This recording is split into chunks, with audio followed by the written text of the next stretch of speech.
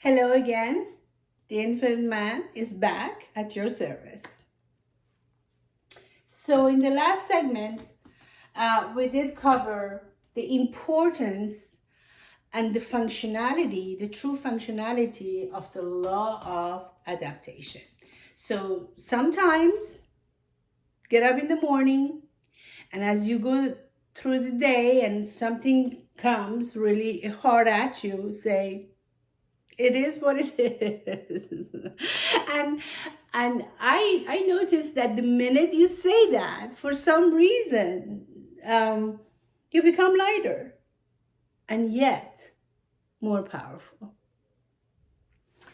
Okay, now we already discussed in previous segments the law of repentance. I like to use this segment to expand on it a little and really share with you what a wonderful, again, functional, effective law that is. We basically covered the law of repentance as far as us realizing that our action, our thoughts, our deeds, our words ended up hurting someone or something. And because of that, the balance of that scale got off balance. And if we use the law of repentance, meaning we become conscious about what we did and go in order to um, minimize the hurt or acknowledging the hurt on that person or on that thing, um, will help the balance a little bit, right? Because repentance is when you basically owning it, saying that I messed up.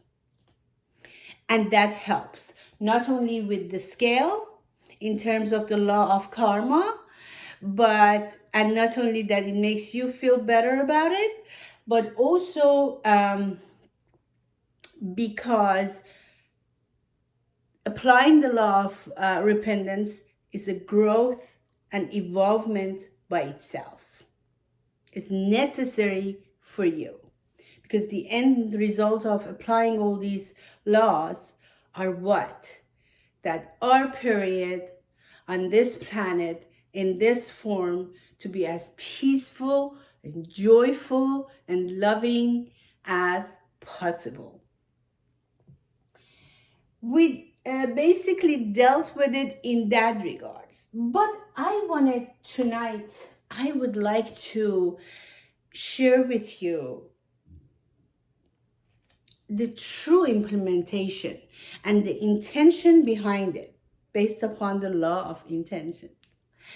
When you go to that person, if they're, as I said, if they're still alive, they're still available, they're still close enough distance wise that you can actually go and visit them and say, I'm really sorry. Not that I'm sorry that you feel this way. No, I am truly sorry and owning it. And I hope that you forgive me, and that's why I'm here. I'm here to redeem myself. I'm here to let you know that I woke up and I realized that my thought or my deed or my words were not loving. Maybe the intention was, but the byproduct of it, it wasn't. Or maybe even the intention was coming from a dark place. Nevertheless, I came to this realization, to this moment, that I need to be okay with me, so I'm here. And I told you that person may forgive or may not, but nevertheless, you did it. And it counts. Because that is a good thought, and that is a good deed, and that is a good word. So it will count in the universe. But again, even that is not the objective of the time. What is the objective? Because when we surrender and we get rid of this ego, that makes it so difficult for us to bring ourselves to the point of saying, I'm sincerely sorry with all my heart and all my beings and each fiber of my body. And that ego just shatters. That feeling, that experience that you're going to have as an end result, it brings you so much peace and so much joy that I bet you my life you're going to ask yourself, why I didn't do this sooner? Now that I live so light. I don't have the weight of the world on my shoulders anymore. I truly do feel light. I know I acknowledged it first to myself. I know that first and foremost, I forgave myself, and I had the courage. I had the strength to kick the ego out of my system, because ego is here. It doesn't really exist. But even the illusion part of it, I kick it out of my system of being and go and do the right thing after doing the wrong thing. And that acknowledgement, that growth, and that kicking out the ego out of your system and going to that person or going to that animal or going to nature, whatever that you've done, that requires that redemption, redeeming yourself. And you're still alive, you're still physically functional enough to actually walk to that place and do it. Use all of that to your advantage. That your mind's still working, your beautiful heart and soul, and physically you're okay, and you have a car or you have legs to actually do the distance. Use all of your resources to go and do the right thing, which is sincere apology, acknowledging the hurt, and verbalizing that I felt the hurt inside me. And that person's gonna say, probably, go away. I never want to see you again. Get out of my life. Fine. Just go. Gently and blissfully. But when you get home, I promise you, you're gonna feel much lighter.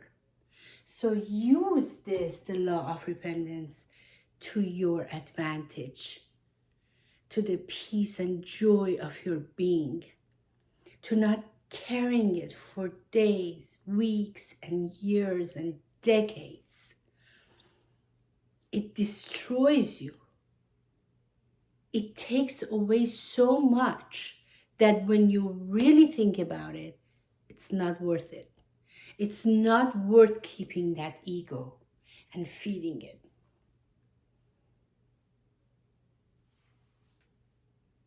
The price was too high. So no more. Go and do the right thing. And even if the person is not there, they are gone, or they moved away, or that animal is dead, or that tree that for no reason you did cut off just to give you a better view of the ocean or what have you, if they are not there, this can still take place here.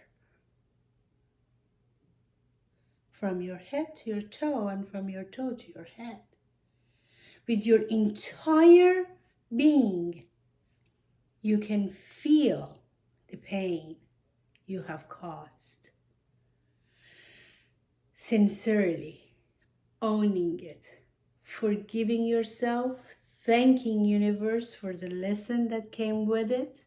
It helped you and guided you for extra growth and extra evolvement.